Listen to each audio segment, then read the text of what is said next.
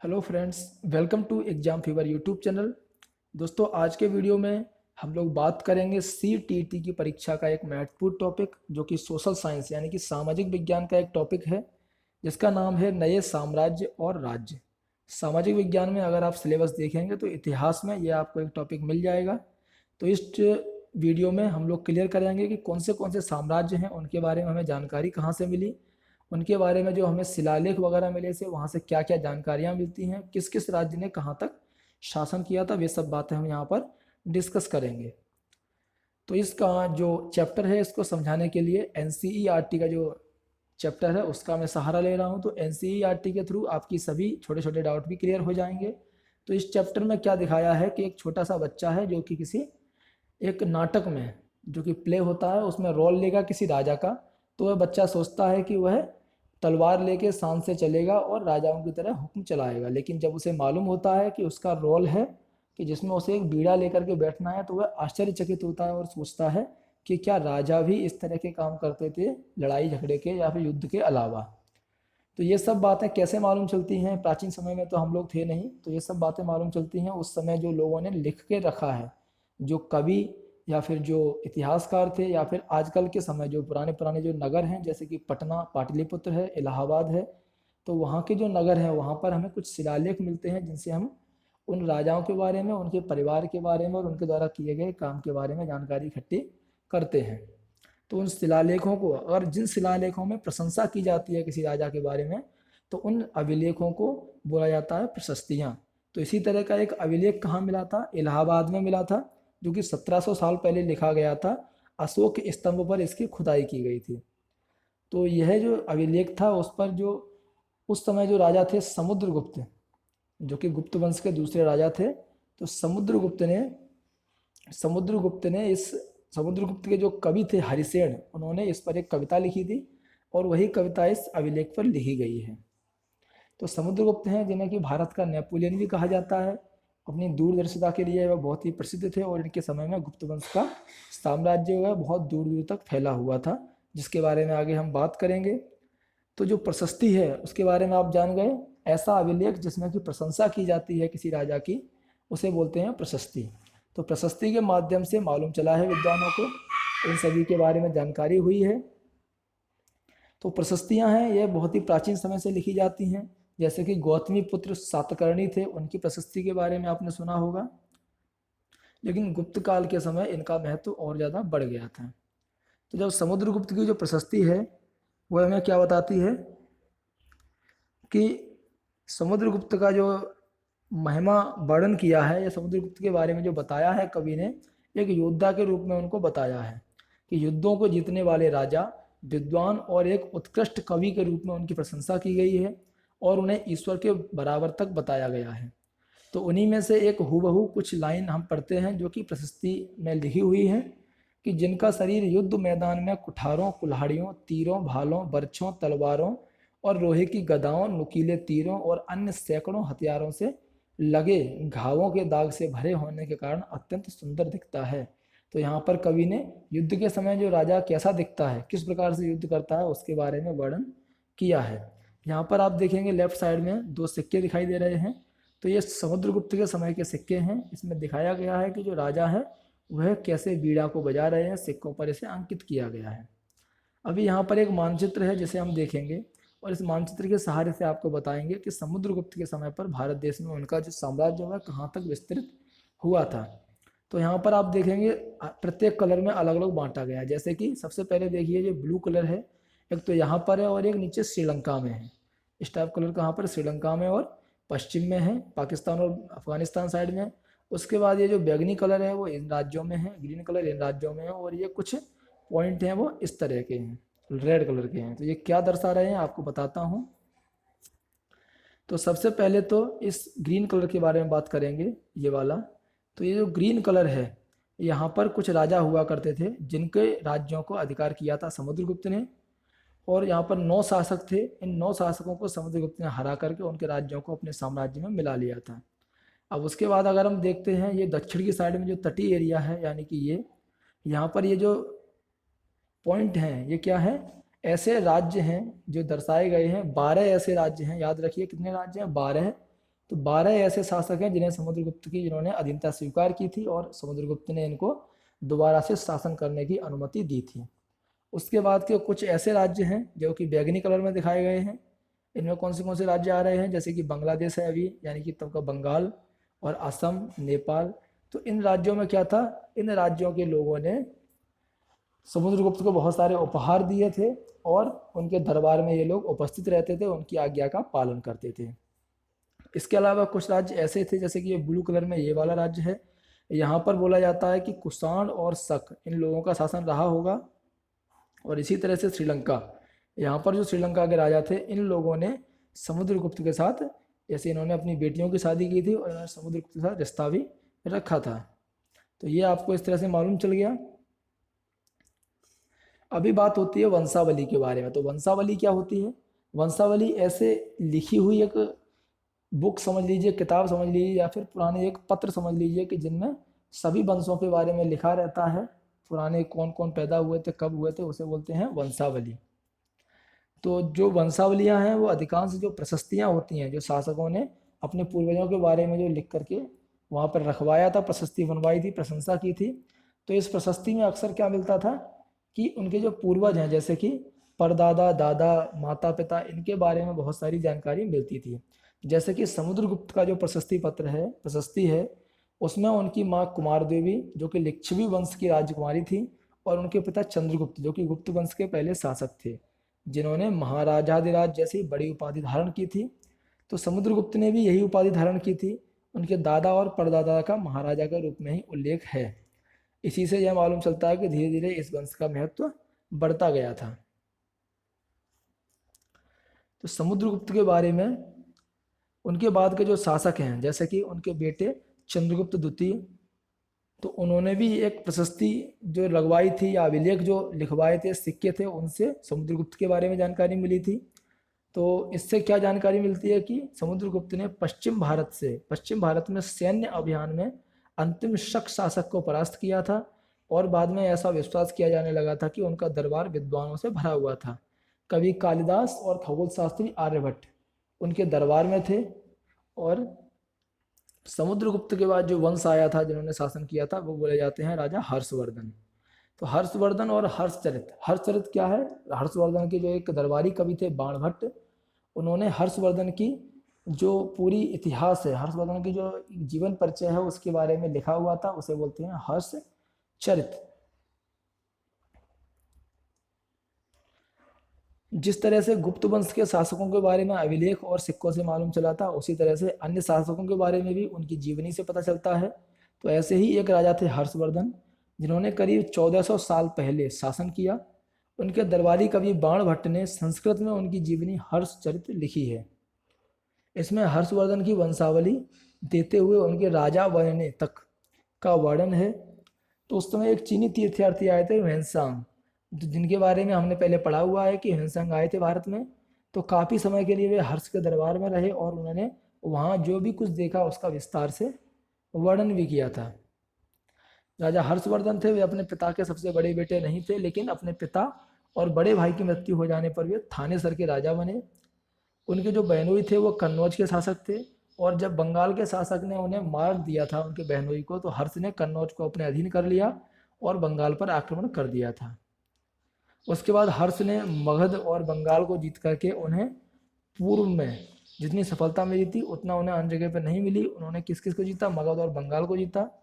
और एक बार उन्होंने कोशिश की कि नर्मदा नदी के नीचे यानी कि दक्षिण में आगे बढ़ने की, लेकिन चालुक्य जो राजा थे पुलकेशन द्वितीय, उनसे उनका मुकाबला हुआ और उन्होंने उसे आगे नहीं बढ़ने दिया।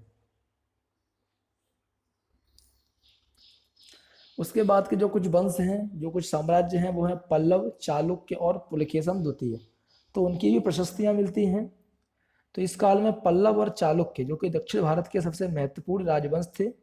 तो पल्लव जो थे उनका राज्य, उनकी राजधानी थी कांचीपुरम के आसपास के क्षेत्रों में, लेकिन कावेरी नदी के डेल्टा तक फैला हुआ था उनका राज्य, जबकि चालुक्यों का राज्य कृष्णा और तुंगभद्रा नदियों के बीच में स्थित था। तो इन नदियों के हिसाब से आप अंदाजा लगा सकते हैं कि कितना कितना राज्य उस समय इन लोगों का था। बस आप इनमें डाउट मत कीजिए, जो ये राज्य या साम्राज्य हैं इनको याद रखिए कौन से हैं, पल्लव, चालुक्य, ये सभी आपको समझ में आ रहे हैं ना। चालुक्यों की राजधानी थी ऐहोल। तो आपको मालूम चल गया, जो पल्लव राजा थे उनकी राजधानी थी कांचीपुरम, चालुक्यों की राजधानी थी ऐहोल। ऐहोल क्या है, एक प्रमुख व्यापारिक केंद्र था उस समय, और धीरे धीरे यह धार्मिक केंद्र भी बन गया था। वहाँ पर बहुत सारे मंदिर थे। तो पल्लव और चालुक्य हैं वे एक दूसरे की सीमाओं का अतिक्रमण करते रहते थे। तो मुख्य रूप से राजधानियों को निशाना बनाया जाता था क्योंकि ये बहुत ही समृद्ध शहर थे। पुलकेशन द्वितीय हुए सबसे प्रसिद्ध चालुक्य राजा थे। इनके बारे में हमें उनके दरबारी कवि रवि कीर्ति द्वारा रचित प्रशस्ति से मालूम चलता है। तो उस प्रशस्ति में उनके पूर्वज, खासतौर से पिछली 4 पीढ़ियों के बारे में बताया गया है, और पुलकेशन द्वितीय को अपने चाचा से यह राज्य मिला था।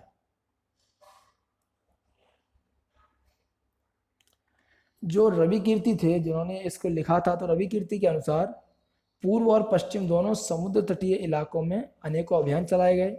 इसके अलावा इन्होंने हर्ष को भी आगे बढ़ने से रोका। हर्ष का शब्द था आनंद। तो कवि का कहना है कि इस पराजय के बाद हर्ष अब हर्ष नहीं रहा। जो पुलकेशन द्वितीय हैं उन्होंने पल्लव राज्य के ऊपर भी आक्रमण किया, जिसे कांचीपुरम की दीवार के पीछे शरण लेनी पड़ी। तो कहाँ पर शरण लेनी पड़ी इसे? कांचीपुरम की दीवार के पीछे। चालुक्यों की विजय लेकिन कुछ ही दिनों की थी। लड़ाई से दोनों वंश दुर्बल होते चले गए थे और पल्लव और चालुक्यों को अंततः राष्ट्रकूट और चोल वंशों ने समाप्त कर दिया। समझ गए आप? आपस में लड़ने की वजह से उनकी शक्ति कमजोर हो गई थी, तो उसके बाद राष्ट्रकूट और चोल वंशों ने उन्हें समाप्त कर दिया। लेकिन इन राज्यों का प्रशासन चलता कैसे था वो हमें देखना है। तो जो पहले के राजा थे उन राजाओं की तरह इन राजाओं के लिए भी भूमि सबसे महत्वपूर्ण कर था। जो भूमि का जो टैक्स है वह है। तो प्रशासन की प्राथमिक इकाई गांव होते थे, लेकिन धीरे धीरे कई गांव में बदलाव आए। राजाओं ने आर्थिक, सामाजिक और राजनीतिक या फिर सैन्य शक्ति रखने वाले लोगों का समर्थन जुटाने के लिए कई कदम उठाए। और उदाहरण के लिए जैसे कि कुछ महत्वपूर्ण प्रशासकीय पद आनुवंशिक बन गए, अर्थात जो बेटे हैं वह पिता की जगह पर उन अच्छे अच्छे प्रशासनिक पदों पर आकर के बैठने लगे। तो वो कैसे बन गए? वो आनुवंशिक बन गए। और कभी कभी एक ही व्यक्ति कई पदों पर कार्य करने लगा, जैसे कि हरिसेन एवं महादंड नायक होने के साथ साथ कुमारामात्य अर्थात जो एक महत्वपूर्ण मंत्री और एक संधि विग्रहिक अर्थात युद्ध और शांति के विषयों का भी मंत्री था। तो एक ही व्यक्ति बहुत ज़्यादा जगह पर काम करने लगा और संभवतः क्या है, वहाँ के जो स्थानीय प्रशासन में जो प्रमुख शक्तियाँ थीं उनका बहुत ही ज़्यादा बोलबाला हो गया था। इससे क्या है, नगर श्रेष्ठी यानी कि मुख्य बैंकर या शहर का व्यापारी, सार्थवा यानी कि व्यापारियों के काफिले का नेता, प्रथम कुलिक अर्थात शिल्पकार तथा कार्यस्थली वाले लिपिकों के प्रधान जैसे लोग होते थे। तो इस तरह से कि जो उस समय जो राज्य है वह चलता कैसे था, कैसे वहाँ की जो एडमिनिस्ट्रेटिव पावर वगैरह काम करती, तो इसके बारे में इस वीडियो में बताया जा रहा है।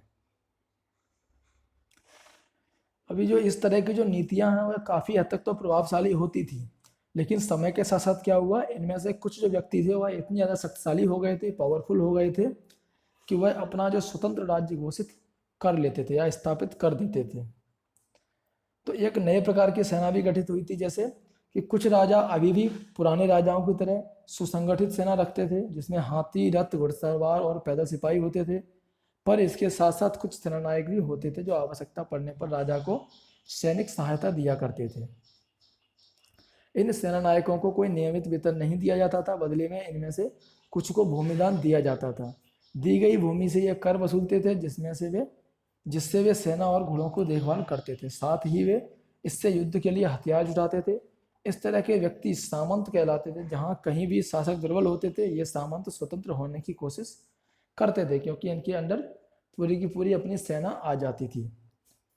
और दक्षिण के जो राज्य हैं उनमें सभाएं हुई कि जो पल्लवों के अभिलेख में, जो पल्लव राजवंश था उसके जो अभिलेख मिले हैं उनमें बहुत सारी स्थानीय सभाओं की चर्चा है।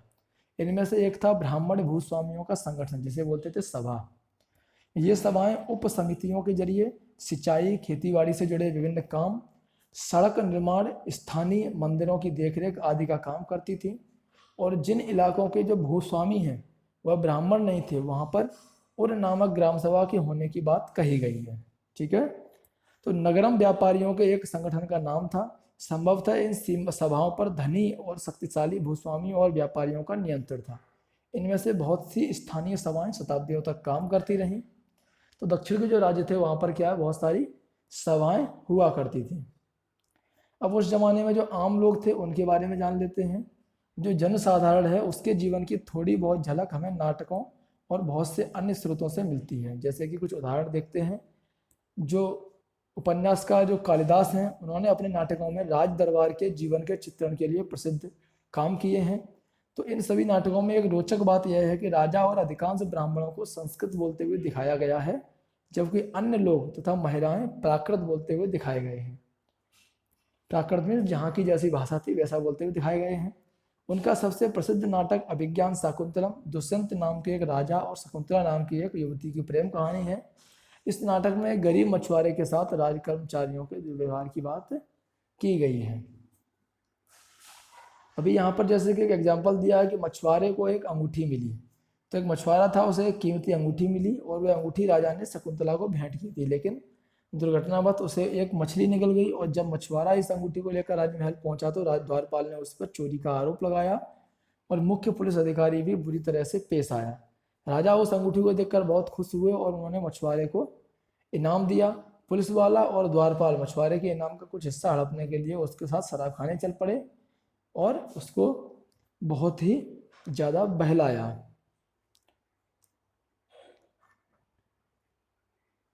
इसके बाद की बात होती है कि चीनी तीर्थयात्री जिसका नाम था फासेन, उनका ध्यान उन लोगों की दुर्गति पर भी गया जिन्हें ऊंचे और शक्तिशाली लोग अछूत मानते थे।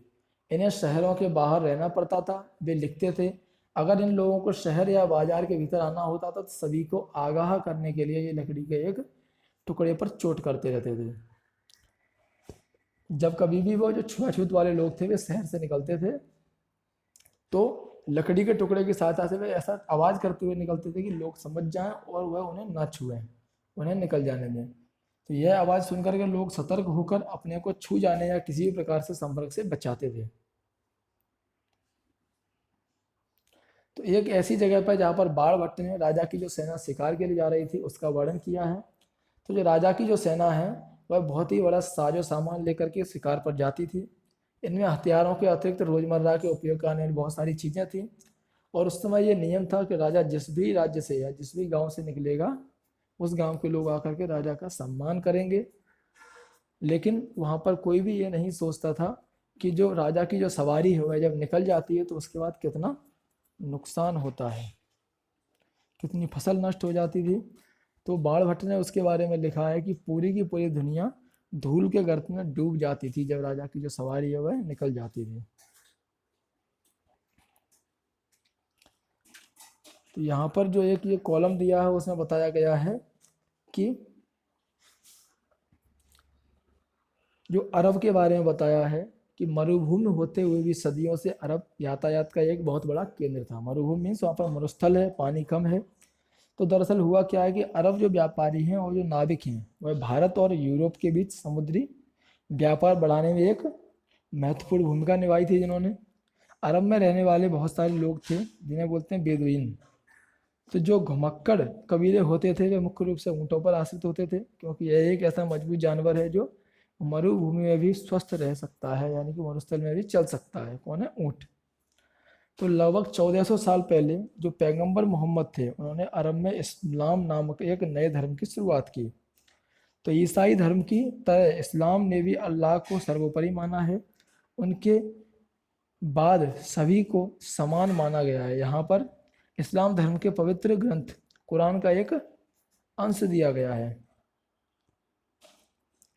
कि जो मुसलमान स्त्रियों और पुरुषों के लिए, विश्वास रखने वाले स्त्रियों और पुरुषों के लिए, भक्त स्त्रियों और पुरुषों के लिए, सच्चे स्त्रियों और पुरुषों के लिए, धैर्यवान और स्थिर मन के स्त्रियों और पुरुषों के लिए, और दान देने वाले, उपवास रखने वाले और अपनी पवित्रता बनाए रखने वाले स्त्रियों और पुरुषों के लिए अल्लाह को हमेशा याद करते रहना है।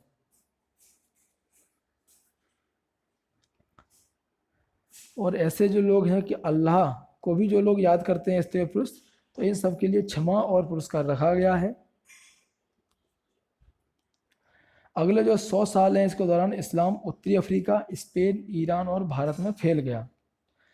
1400 वर्ष पहले इसकी स्थापना हुई और अगले 100 सालों में ये बहुत ही अच्छे से फैल गया। और अरब नागरिक जो उस उपमहाद्वीप की तटीय बस्तियों से पहले ही परिचित थे, अब अपने साथ इस नए धर्म को भी ले आए। अरब के सिपाहियों ने करीब 1300 साल पहले सिंध, यानी कि भारत जो आज पाकिस्तान में है, इसको जीत लिया था।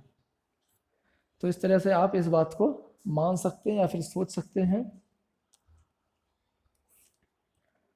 कि उस समय जो अरब कंट्री है वहाँ से धीरे धीरे कैसे डेवलप हुआ था और आज जो है कहाँ पर है और भारत देश कहाँ पर है। अभी हम देखेंगे कुछ क्वेश्चन आंसर। सही और गलत आपको बताना है कि हरिसेन ने गौतमीपुत्र की सतकर्णी की प्रशंसा में प्रशस्ति लिखी। तो इसके बारे में आप देखेंगे कि जो प्रशस्ति है वो हरिसेन ने नहीं लिखी, हरिसेन ने समुद्रगुप्त की लिखी थी, लेकिन इसकी प्रशस्ति लिखी हुई है। तो क्वेश्चन नंबर 1 का ऑप्शन नंबर 1 ये क्या है, गलत है। आर्यावर्त के शासक समुद्रगुप्त के लिए भेंट लाते थे। जो आर्यावर्त है वहाँ के समुद्रगुप्त को क्या भेंट लाते थे, वह उनके लिए उपहार लेके आते थे और उनकी अधीनता को स्वीकार करते थे। अगला है क्वेश्चन, दक्षिणापंथ में 12 शासक थे। ये बात सही है कि दक्षिणापंथ है उसमें 12 शासक थे और उन सभी 12 शासकों ने बाद में अधीनता स्वीकार कर ली थी। अब ऐसे 3 लेखकों का नाम बताइए जिन्होंने हर्षवर्धन के बारे में लिखा है। हर्षवर्धन के बारे में एक तो बाणभट्ट ने लिखा है और हर्षवर्धन के बारे में 2 और लेखकों के नाम हैं जिनके बारे में कि हर्षवर्धन के बारे में जिन्होंने लिखा है। तो इस युग में सैन्य संगठन में क्या बदलाव है। तो सैन्य संगठन में बदलाव यही है कि घुड़सवारों को साथ लेके चलने लगे जिससे कि आगे हेल्प हो सके। क्वेश्चन नंबर 2 है कि 3 ऐसे लेखकों का नाम बताइए जो हर्षवर्धन के बारे में जिन्होंने लिखा है। तो यहाँ पर हर्षवर्धन के बारे में अगर हम जानकारी लेंगे तो जैसे कि हर्षवर्धन के जो एक कवि थे जो बाणभट्ट थे उन्होंने तो लिखा ही है, इसके अलावा और कौन कवि है वह इस चैप्टर में नहीं दिया है। आपको यही क्वेश्चन पता करना और बताना है कि और कौन से 2 कवि हैं जिन्होंने हर्षवर्धन के बारे में लिखा है। ठीक है, तो दोस्तों ये तो थे वीडियो। तो ये जो वीडियो है वह NCERT पर आधारित है, लेकिन CTET का बहुत ही इंपॉर्टेंट टॉपिक है, तो मैंने आप लोगों के लिए अपलोड किया है। आप लोग अगर इसे देख लेंगे, रिवीजन कर लेंगे तो आपको आगे प्रॉब्लम नहीं होगी। दोस्तों वीडियो आपको पसंद आया हो तो इसे लाइक ज़रूर कीजिए और मेरे चैनल को सब्सक्राइब करना बिल्कुल मत भूलिए। धन्यवाद दोस्तों।